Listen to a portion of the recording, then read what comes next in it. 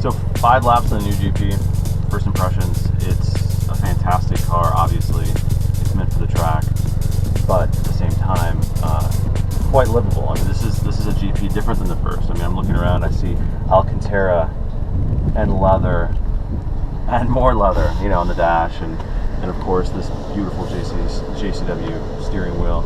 It's an interior that is so far above and beyond what was in the previous GP, which I can look to my right and actually see at this event. But it's so far above and beyond it that you start to realize that $40,000 starts to make a little bit of sense. This isn't really, when it comes down to it, a stripped down track car. This is stripped down to essentials plus a few nice luxury items. You know, this does have xenon headlights, for instance. Of course, the seats are real Recaros. They're fantastic. The US did not get those before. You see here, you've got your little GP tag. The bar in the back is a bar to separate your luggage, basically, from the occupants. It's not structural. And then, of course, you have the exterior car as well. Exterior of the car, I should say. So, yeah. Oh, looks like we're going to get a little bit more driving. It's going to be a little bit more adventurous than we thought. So I'm putting it in sport mode, which here is called GP mode, and just like that, we're on. This is unexpected. This will be my second stint at the wheel here in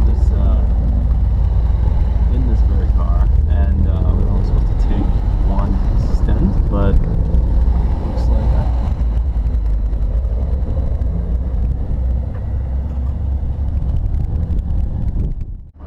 So in front of me is actually the Mini Challenge race car that, or I should say one of them.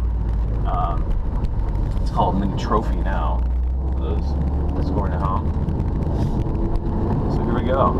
I just threw that GoPro in pretty quickly, so hopefully it's going to be as stable as I think it is.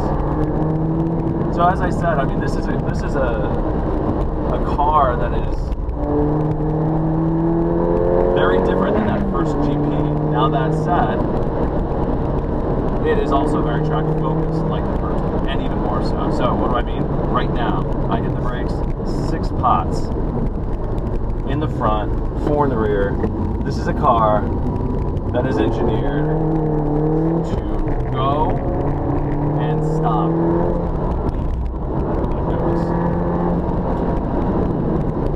Again, into a tight hairpin, down to the second, flip the apex, and you hear the electronics just doing their magic. I actually have this challenge car because it's acting as a pace car. So for those who are looking at me driving and wondering why I'm not going faster, well, number one, I'm jet lagged. Number two, there is a red Mini Challenge pace car in front of me. I came into this, this event thinking, well, you know, Mini did something noble with this GP. So the previous one was thrown together, and perhaps people complained there wasn't a real track car. It didn't have, you know, fully adjustable suspension. Oh my God, these tires stick. And now they've given it a fully adjustable suspension. Now they've gone back to 17-inch wheels because that's the optimal size for this car on the track. You know, they've done all these different things that, you know, they sort of should have done and they needed to do to call it a track car. They have done everything right with this car. Could have used more power, sure, absolutely. But I think that power, that need for more power, is more driven by specs, you know, by owners. You drive this car on a track, it doesn't need more power. It really doesn't. This car feels cohesive. It feels like it was designed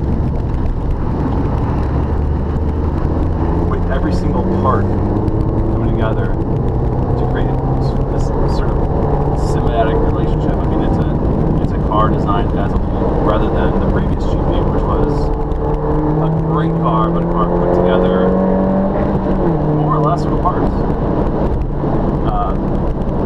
So the GP, GP2, whatever you want to call it,